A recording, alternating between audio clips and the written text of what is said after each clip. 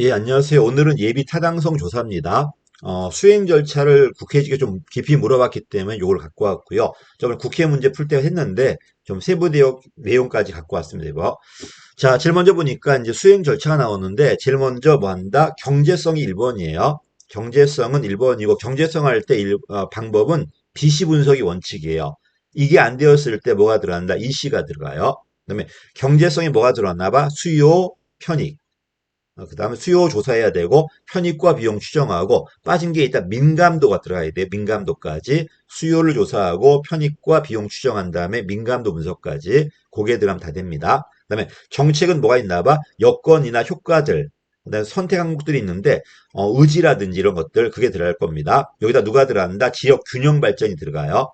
그렇지. 근데 기출 문제 있다 보겠지만은 경제는 반드시 해야 되고 정책도 반드시 해야 돼요. 근데 뭐가 틀리냐면 지역 균형 발전을 반드시 해야 된다고 나왔는데 그렇지 않습니다. 지역 균형 발전은 보다시피 선택으로 바뀔 수도 있어요. 또 나올 겁니다. 그래서 밑에 있지. 정보화 사업은 기술성 분석으로 바뀔 수 있습니다. 이것도 있습니다. 그래서 경제와 정책은 필수입니다. 이거는 필수고 이거는 해도 되고 안 해도 되고 그다음에 종합평가는 누가 들어간다? 계층화 분석, 일명 사티 아저씨의 계층화 분석이 들어가요. 이걸 가지고 전체 평가를 할 겁니다. 그래서 경제성은 BC가 원칙이고 안 되었을 때 EC가 가미될 수 있고 이거 말고 재무성도 있어요. 재무성은 뭐냐면 남는가 못 남는가. 내가 비용이 100이 들어가는데 수익이 편익이 100보다 큰가 작은가 바로 재무성이고요. 이런 것 중에 누가 제일 크냐가 경제성이에요. 그 다음에 정책까지 이 두 가지는 필수고요. 지역 균형 발전은 보다시피 들어가는 것도 있고 안 들어가는 것도 있습니다. 또 나올 겁니다. 그 다음 이걸 가지고 평가하는 게 종합평가입니다. 계층화 분석으로. 자, 그 다음에 이제 평가 비중 갖다 놨는데 이걸 물어보진 않습니다만은 들어오는가 안 들어오는가를 보려고 그래요. 자, 경제성 보니까 비수도권은 35죠. 30밖에 안 되지. 정책은 수도권이 있다 보기 60이 넘습니다. 그래서 비수도권은 경제를 들이대버리면 할 수 있는 게 별로 없어요. 경제 비중이 낮은 거고 다른 게 높습니다. 그지? 그다음 비수도권이다 보니까 지역 균형 발전 들어와 있죠. 근데 수도권은 들어와 있지 않죠. 그래서 요 두 가지는 반드시 들어와야 되지만 이건 들어갈 수도 있고 아닐 수도 있습니다. 이거 애워달라는 게 아니라 그냥 다 달라는 겁니다. 이렇게 나온다는 거야.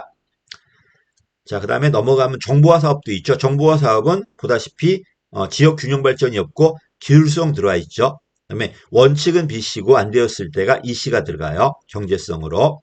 그다음에 기타도 있죠. 아예 지역 균형 발전 없지. 원칙은 BC고 안 됐을 때 EC가 들어간다는 거 이렇게 나옵니다. 그다음 보다시피 그 정보화 사업은 경제성이 좀 높지만은 기타 재정 사업은 오히려 정책이 더 높아요.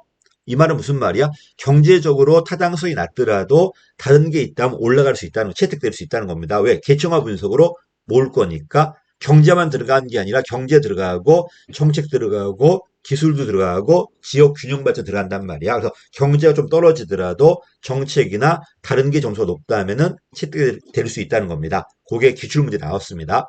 재무행정은 점점 깊이 들어가더라고요. 거의 뭐 상당히 깊이 들어가고 아마 가장 깊이 들어가는 게 이쪽 같아 지금. 자, 이걸 갖고 문제 풀어보겠습니다. 올해 나온 문제인데 자, 예타는 언제 들어왔다? 94년도에 총사업비 관리제도. 이건 법률 문제는 아니지만은 김대중 정부 때 들어와요. 그래서 예타가 김대중 때 들어온 건 맞습니다. 이때 들어온 건 맞는데 뭐가 틀렸다? 건설공사만 들어가는 게 아니라 아까 봤듯이 정보화 사업도 있고 기타 재정 사업도 있습니다. 이것 때문에 틀린 겁니다. 그다음에 총 사업비가 500억 이상, 정부 지원액이 300억 이상이 돼야 돼요. 신규 사업만 들어갑니다. 총 사업비가 500억 이상, 정부 지원액이 300억 이상. 이거 맞았는데 국토교통부가 아니라 기재부가 합니다. 예산 편성하기 전에 미리 검토한 겁니다. 그리고 기재부가 실시할 거야. 이게 틀렸죠, 이게. 그다음에 보다시피 경제와 정책은 반드시 들어가야 돼요. 근데 지역 균형 발전은 들어갈 수도 있고 아닐 수도 있잖아요. 그래서 요건 틀렸죠. 경제와 정책은 반 들어갑니다. 지역 균형 발전은 아니니까 틀렸고요. 그다음에 종합평가는 비용 효과 분석이 아니라 뭐다 계층화 분석이에요. 요게 제가 요거 설명드리려고 갖고 온 겁니다. 지금 요게 깊이 나왔고 처음으로 깊이 나온 겁니다. 근데 한 번 나오면 국회가 제일 먼저라니까요. 얘가 나오면 다른 시험에 따라 나옵니다. 따라 나오기 때문에 국가직이라든지 취급하신 분들, 그다음에 경찰이나 승진분들 이런 분들은 반드시 꼼꼼하게 보셔야 돼요. 그리고 한 몇 년 지나면 9급에도 내려옵니다. 항상 국회의직이 제일 먼저예요. 특히 이론적으로 중요한 게 국회의직에 나왔다. 다른 시험에 나올 확률이 되게 높아져요.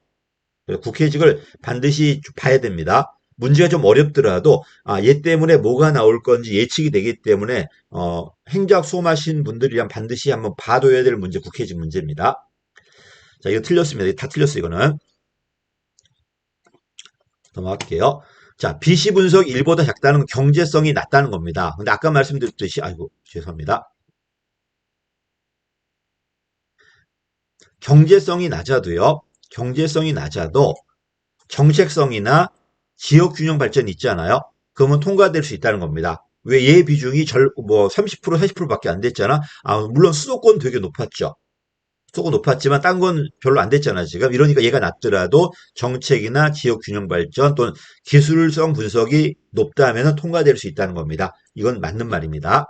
그 다음에 예타 면제가 있죠. 이걸 갖고 오지 않았는데 예타 면제 시험이 나왔죠. 예타 면제는 예비 타당성 했을 때 의미가 없는 것들이 있어.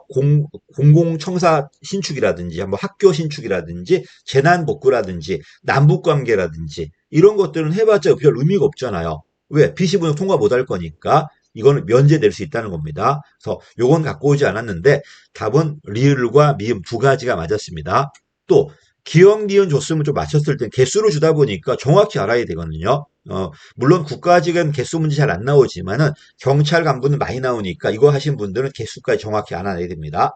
그래서 어쨌든 이 문제는 상당히 깊이 나왔고요. 앞으로 또 중요한 영역이고 앞으로 계속 나올 것 같고요. 예타이가 중요한 거 다 나온 것 같아요. 지금 면제도 있죠. 그다음에 어떻게 평가할 것인가 평가 기준 처음 나왔죠. 그다음에 언제 들어간 연역도 나왔죠. 중요한 거 다 나왔기 때문에 이 문제를 가지고 예타 정리 한번 해보십시오. 오늘 여기까지 하겠습니다. 감사합니다.